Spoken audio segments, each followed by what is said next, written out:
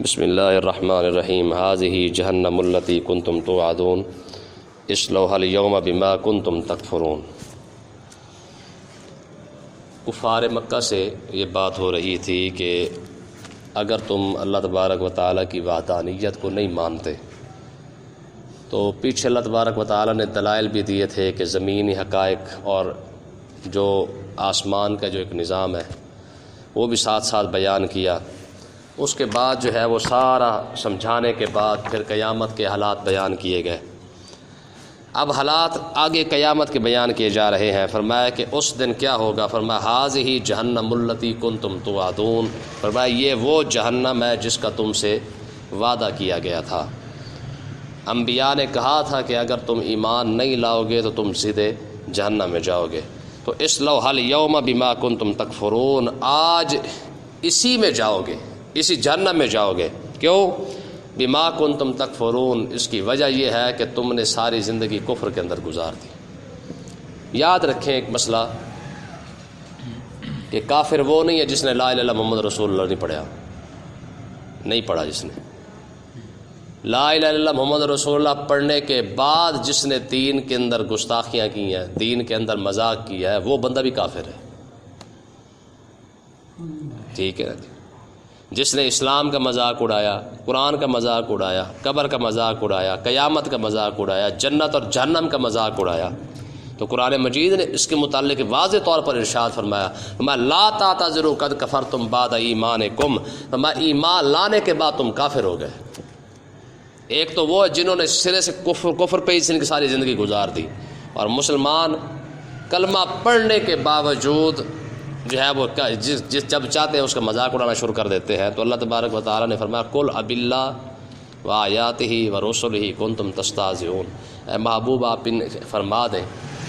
کہ اللہ اور اللہ کا رسول اور رب کا قرآن ہی صرف رہ گیا مذاق کرنے کے لیے۔ لا تعتذروا قد کفرتم بعد ایمانکم، فرمایا کہ اب تم ایمان لانے کے بعد تم کافر ہو چکے ہو۔ آج دیکھ لیں مسلمانوں کے حالات کیا ہیں۔ ہندو اپنی گائے کے متعلق کتنا مخلص ہے، یہودی اپنے مذہب کے اندر کتنا مخلص ہے، عیسائی اپنی صلیب کے متعلق کتنا مخلص ہے۔ واحد مسلمان ہے جو سب سے زیادہ مذاق اپنے دین کا اڑاتا ہے، سب سے زیادہ ہنسی، سب سے زیادہ طعن و تشنیع، سب سے زیادہ گلہ شکوہ، سب سے زیادہ احساس کمتری مسلمان کو اپنے دین کے متعلق ہے۔ ہم ڈھونڈتے ہیں ولی کہاں ہوتا ہے۔ علماء نے یہ مسئلہ لکھا ہے، وہ فرماتے ہیں کہ ہر مسلمان جس نے لا الہ الا اللہ محمد الرسول اللہ پڑھ لیا ایک لحاظ سے وہ اللہ کا ولی ہے۔ کیوں؟ کیونکہ وہ تقوی کا پہلا معیار، تقوی کی پہلی سیڑھی، تقوی کا پہلا زینہ ہی لا الہ الا اللہ محمد رسول اللہ ہے، کہ جب اس نے سارے خداؤں کو چھوڑ کے جب اللہ اور اللہ کے رسول کو مان لیا تو اس لحاظ سے کم وہ اللہ کا ولی تو بن چکا ہے۔ اب کلمہ تو چلو ہمیں نصیب ہو گیا ہے، اب اس کلمے کو سنبھالنا کیسے ہے۔ میں پہلے آپ کو بتاتا رہتا ہوں کہ کتنی موٹی سی مثالیں ہیں کہ لوگ کہتے ہیں جی یہ اتنی باتوں سے کچھ نہیں ہوتا، قبر کا مذاق اڑائیں گے، حدیث کا مذاق اڑائیں گے، کہہ رہے انہی کی گل لال کچھ نہیں ہوتا۔ مجھے آپ بتائیں 80 سال کا کافر جب ایک مرتبہ لا الہ الا اللہ محمد رسول اللہ پڑھتا ہے، مسلمان ہونے کے باوجود اس کے 80 سال کے گناہ معاف ہو گئے کہ نہیں؟ ساری زندگی بندے کی کفر کے اندر گزر چکی ہو، عین عالم نزاع کے ٹائم اسی وقت اگر لا الہ الا اللہ محمد رسول اللہ پڑھ لے، اتنی سی بات پہلے تھوڑا سا ایک سیکنڈ پہلے اس نے پڑھ لیا لا الہ الا اللہ محمد رسول اللہ پڑھ لیا، اس کے ساری زندگی کے گناہ معاف ہو گئے کہ نہیں؟ تو اتنا سے دیر کلمہ پڑھا ہے اس نے۔ اچھا اسے اور مثال بھی لے آئے، اگر ایک لڑکا اور لڑکی دونوں کا رشتہ آپس میں حرام ہے، دو بندوں کے سامنے اس نے بھی کہہ دیا قبول ہے، اس نے بھی کہہ دیا قبول ہے، اب حرام رشتہ اتنی دیر کے اندر حلال ہو گیا کہ نہیں؟ مثال سمجھ آ رہی ہے کہ نہیں آ رہی؟ بابا اور اماں ساری زندگی اکٹھے گزار چکے ہیں جی، 80 سال ان کی ہو چکی ہے، 80 سال ان کی ہو چکی ہے، دوترے پوترے ہو چکے ہیں، بابے نے 3 لفظ ہی منہ سے نکالے ہیں، حلال رشتہ، زندگی ساری اسی کے اندر گزر گئی، صرف طلاق کا لفظ 3 مرتبہ نکلا ہے، حلال رشتہ اتنی ہی دیر کے اندر حرام ہوا کہ نہیں؟ تو یہ مثالیں ہیں وہ ان لوگوں کے لیے جو کہتے ہیں جی اتنی سی بات سے کچھ نہیں ہوتا ہے، یہ صرف مولوی ہمیں ڈراتے ہیں، اتنی بات میں کچھ نہیں ہوتا ہے۔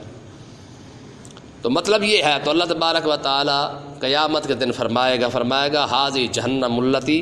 کنتم توعدون، فرمایا یہ جو جہنم ہے یہ تمہارے لیے تیار کی گئی ہے، جس کا وعدہ کیا گیا تھا نا۔ دیکھیں نا آج بھی جس طرح انبیاء اپنی قوم کو ڈراتے آئے، اوے خدا کا واسطہ ہے کلمہ پڑھ لو، بندے کے پتر بن جاؤ، جہنم سے بچ جاؤ گے، آج بھی علماء یہی کام کر رہے ہیں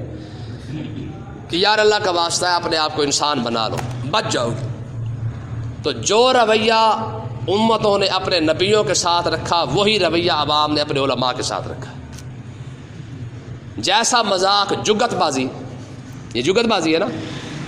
جیسی جگت بازی ان لوگوں نے انبیاء کے ساتھ کی ہے ویسی جگت بازی لوگ جو ہے وہ علماء کے ساتھ کرتے ہیں، اور سیم وہی الفاظ ہے، کوئی تھوڑی سی تبدیلی بھی نہیں ہے اس کے اندر۔ آگے دیکھیں کیا ہوگا، فرمایا قیامت کا منظر آگے پیش کیا جا رہا ہے، فرمایا الیوم نختم علی افواہہم، فرمایا آج ہم ان کی منہ پر مہر لگا دیں گے، وَتُكَلِّمُنَا أَيْدِيهِمْ، اور ان کے ہاتھ ہم سے بات کریں گے، وَتَشْهَدُ أَرْجُلُهُمْ، اور ان کے پاؤں جو ہے وہ بِمَا كَانُوا يَكْسِبُونَ، جو کچھ بھی دنیا کے اندر کر کے آئے ہوں گے ان کے پاؤں ان کی گواہی دے رہے ہوں گے۔ ذرا مسئلے کو سمجھیں، اللہ نہ کرے باپ چوری کر لینا اور بندہ پوچھے ہاں بھی تو نے چوری کی ہے چٹی داڑھی کے ساتھ، وہ کہے جی نہیں میں نے نہیں کی ہے، کہ دیکھ لے ہم تیرے سامنے ایسا گواہ کھڑا کر دیں گے کہ تو بعد میں تجھے ایک شرمندگی ہوگی، اور بندہ باپ کے سامنے اس کا بیٹا لا کے کھڑا کر دے اور بیٹا منہ پہ ہی کہہ دے کہ میرا ابا واقعی چور ہے، ایمانداری سے بتا کتنی تکلیف ہوگی، ہوئے گی کہ نہیں؟ کیوں تکلیف ہوگی کہ یار میرا خون ہو کے میں جیسے بے شک میں برا تھا، میں نے غلطی کی ہے، چوری کی ہے، ڈکیٹی کی، جو مرضی کی ہے، ساری دنیا گواہی دیتی، اتنی پریشانی نہیں تھی، یار میرا بیٹا میرے سامنے کھڑے ہو کے مجھے چور کہہ دیا اس نے، حق تو بنتا تھا کم سے کم میرا عیب چھپا لیتا، بعد میں بے شک مجھے کہہ دیتا کہ ابا چلو کم سے کم میں نے پھر وہ بس وہ بیٹے کا حق ادا کیا، وغیرہ چوری تو تم نے کی ہے، تکلیف ہوگی نا؟ تو آپ خود سوچیں یہ تکلیف بہت کم ہے۔ قیامت کے دن یہی ہاتھ جن سے ہم نے سارا کچھ کیا ہوا ہے، ٹھیک ہے، جب یہ کفار کہیں گے نا کہ جناب ہمارے نہ ہمارے پاس کوئی رسول آئے ہیں، نہ ہمارے پاس کوئی نبی آئے ہیں، نہ ہم نے شرک کیا ہے، اللہ تبارک و تعالیٰ فرمائے گا دیکھ لو میرے پاس ایسے گواہ ہے کہ تم خود پریشان ہو جاؤ گے، ٹھیک ہے، کیا ہوگا پھر؟ ٹھیک ہے، میں جیسے ہی بندہ اپنے گناہوں سے انکار کرے گا کہ مالک میں نے تو کیا ہی نہیں ہے، یہ تو خام خواہ میرے اندر لکھ دیا گیا ہے۔ قرآن مجید کی یہ آیت ہے وَكَفَىٰ بِنَفْسِكَ الْيَوْمَ عَلَيْكَ حَسِيبًا، قرآن مجید یہ فرماتا ہے کہ قیامت کے دن رب خود کتاب اٹھا بندے کو دے دے گا، فرمایا اٹھوا کے دے دے گا، فرمایا حکم دے گا اس کو دو، جب کتاب سامنے آ کے فرمایا اپنا کیا ہوا پڑھ لے، جب بندہ پڑھے گا نا تو پریشان ہو جائے گا، یار یہ بھی لکھا ہوا ہے، یہ بھی لکھا ہوا ہے، یہ بھی لکھا ہوا ہے، تو اللہ کی بارگاہ میں عرض کرے گا میرے مالک میں نے تو یہ گناہ کیے ہی نہیں ہے جو کتاب کے اندر لکھ دیے گئے، تو کیا ہوگا؟ اللہ فرمائے گا اچھا تو اس کو نہیں مانتا نا، گواہ کو نہیں مانتا، کتابوں کو نہیں مانتا، تو میرے پاس ایسے گواہ ہیں کہ جس کی گواہی جھوٹی ہو سکتی نہیں ہے، ہوگا کیا؟ حکم دیا جائے گا اس کی منہ پر مہر لگا دو، بڑا چرب زبان ہے نا جناب، بڑی چلاکی دکھاتا ہے زبان کے ساتھ، اس کے آج جناب اس کو گنگا کر دو، اور کیا ہوگا؟ وَتُكَلِّمُنَا أَيْدِيهِمْ، اللہ تبارک و تعالیٰ حکم فرمائے گا ہاتھوں کو، فرمایا بتاؤ یہ سب کچھ کر کے آئے ہو کہ نہیں کر کے آئے؟ یار وہ منظر یہ کیسا ہوگا کہ جب انسان کے یہی ہاتھ جو ہے وہ انسان کے آگے اور انسان کے خلاف بول رہے ہو کہ مالک میں نے نہیں کی ہے، یہ میں اس نے یہ بھی کیا ہے، یہ بھی کیا ہے، یہ بھی کیا ہے، کیا بنے گا؟ کسی اور کو تو ہم نے کیا رونا ہے، باپ کو، بیٹے کو، بھائی کو، بھتیجے کو، بھانجے کو، سارے رشتے چھوڑے، یہ وہ منظر ہے جب انسان خود اپنے خلاف ثبوت دے رہا ہے، کیوں؟ وَتُكَلِّمُنَا أَيْدِيهِمْ، بات یہیں پہ ختم نہیں ہوئی ہے، وَتَشْهَدُ أَرْجُلُهُمْ بِمَا كَانُوا يَكْسِبُونَ، میں جو بھی کیا نا یہی پیر جو ہے وہ ہاتھوں کا ساتھ دینا شروع کر دے گے، میرے مالک یہ ہاتھ جو بھی کہہ رہے واقعی سچ کہہ رہے کہ اس نے یہ کام کیے ہیں۔ اب مجھے بتائیں کس سے بندہ چھپے یار؟ چوری بھی بندہ کرے چلو کہتے ہیں یار چلو رب دیکھ رہے اور تو کوئی نہیں دیکھ رہا، ٹھیک ہے جی بھائی جس سے کر رہا ہے یہ صاحب تو وہ تو خود بنا رہا ہے، تو گواہ تو تیرے آثار موجود ہے، کیا کریں گے؟ کوئی سوچ سکتا ہے؟ آگے دیکھیں جناب کہ حدیث پاک ہے قیامت کے دن کیا ہوگا، آقا علیہ السلام نے ارشاد فرمایا کہ جب رب کا جلال اور جہنم کے معاملات کو جب انسان دیکھے گا نا، انسان کی روح اور انسان کا جسم آپس میں لڑ پڑیں گے، روح اور جسم آپس میں لڑ پڑیں گے، کیوں؟ روح کہے گی میرے مالک جو کیا اس نے کیا، میرا کیا قصور ہے اس کے اندر، جسم کہے گا پروردگار سارا کچھ تو روح نے کروایا، میں تو خالی خاک تھا، جو کچھ کیا روح نے کیا ہے، میں نے تو کیا ہی نہیں ہے۔ اب مجھے آپ بتائیں یار یہ کیسا عجیب منظر ہے، ایک ہی انسان ہے، اسی کے اندر روح ہے، رب کا جلال اور خوف اور جہنم کے معاملات کو دیکھ کر روح جسم پر ڈال رہی ہے، جسم روح پر، حالانکہ ایک ہی ہے۔ اللہ تبارک و تعالیٰ فرمائے گا بات یہ ہے کہ تم دونوں آپس میں اکٹھے ہو، نہ جسم روح کے بغیر کام کر سکتا ہے، نہ روح جسم کے بغیر کام کر سکتے، تم نے دونوں نے مل کے جو کچھ کیا سو کیا ہے۔ آپ مجھے بتائیں یار، بندہ حیران نہیں رہ جاتا کہ یار بندے کے ہاتھ بھی اس کے خلاف ہو گیا، اس کی روح اس کے خلاف ہو گئی، اس کا جسم اس کے خلاف ہو گیا، باقی سارا کچھ چھوڑے، ٹھیک ہے نا جی۔ یہ جن کے لیے ہم نے حلال حرام اکٹھا کیا یہ تو بہت دور میں آتے ہیں نا، یہ تو حدیث پاک کے اندر آتا ہے، جب رب بندے سے پوچھے گا فرماؤ ظالم تو نے کیوں حرام کھایا تھا، سود کیوں کھایا تھا، چوری کیوں کی تھی، ڈکیٹی کیوں کی تھی، کس لیے تو نے اکٹھا کیا؟ وہ عرض کرے گا پروردگار میں نے تو اپنی فیملی کے لیے، اپنی بیوی کے لیے، اپنے بچوں کے لیے کیا تھا۔ اللہ فرمائے گا جاؤ ذرا بلا کے لاؤ نا اس کی بیوی بچوں کو، تو اللہ تبارک و تعالیٰ ٹھیک ہے زوجہ محترمہ سے پوچھے گا، ٹھیک ہے جی، زوجہ محترمہ عزت ماں آپ سے، ہاں بھائی تیری خاطر اس نے چوری ڈکیٹی کی ہے، اور آپ کو پتہ تو ہے عورت ماشاءاللہ کتنی وفا کرتی ہے، ٹھیک ہے جی، تو آگے سے پتہ اس نے کیا کرا، اس نے پروردگار یہ کماتا رہا، اسی سے پوچھ رہا اس نے حلال کا کمایا کہ حرام کمایا، ہمیں تو جو لا کے دیا ہم نے تو اسی کو استعمال کیا ہے، حرام کھایا تو اسی نے کما کے لایا، ہم نے حرام کھایا تو یہ کما کے لاتا رہا، اسے جہنم میں ڈال، ٹھیک ہے۔ یہ ایسی بہشتی مخلوق ہے، اس نے کسی کے ساتھ وفا، سوال ہی پیدا نہیں ہوتا۔ آپ حیران ہوں گے دنیا کے اندر سب سے زیادہ الزام عورتوں نے مردوں پر لگائے ہیں، مردوں نے عورتوں پر نہیں لگائے، اور حد علی بات دیکھیں آپ، یوسف علیہ السلام پر عورت نے الزام لگایا، موسیٰ علیہ السلام پر عورت نے الزام لگایا پیسے لے کر، یہ واقعہ بڑا مشہور ہے۔ قارون نے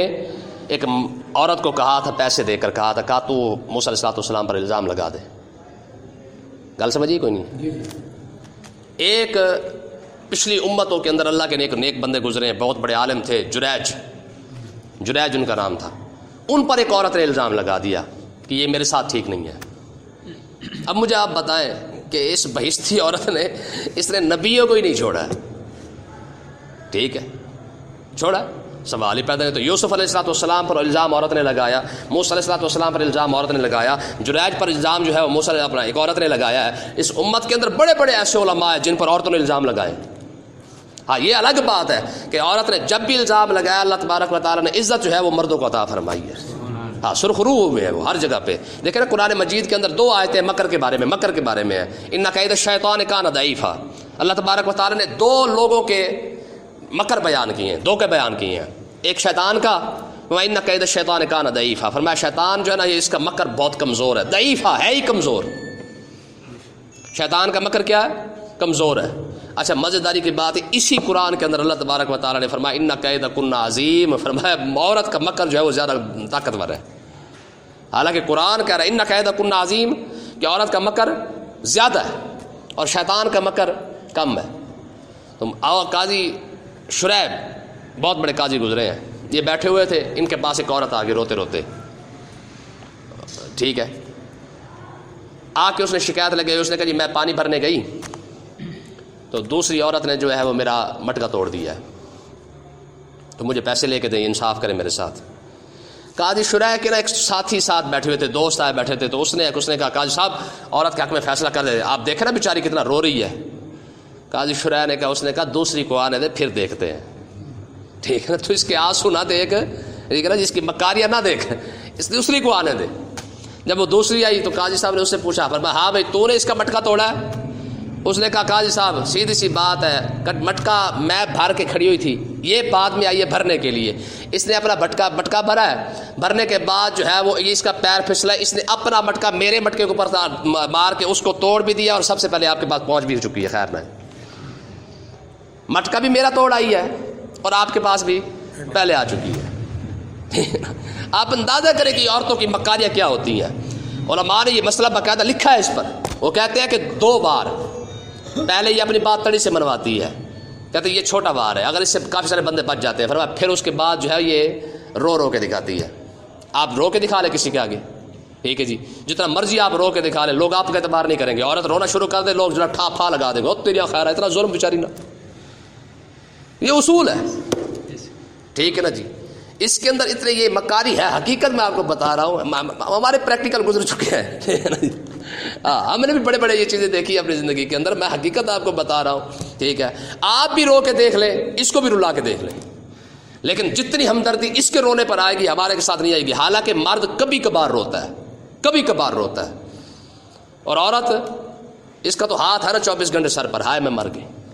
تو قیامت کے دن بات چلو یہیں پہ چل پڑی، آج اس کو درس کو ختم کرتے ہیں. تو مقصد کہنے کا یہ ہے کہ انسان اسی کی خاطر سب کچھ کماتا ہے. جس انسان کے اپنے ہاتھ اس کے خلاف ہو چکے ہیں، اس کے پاؤں اس کے خلاف ہو چکے ہیں، آپ بیوی سے یا بچوں سے کیا توقع رکھتے ہیں قیامت کے دن وہ آپ کی شفاعت کریں گے؟ سوال ہی پیدا نہیں ہوتا ہے.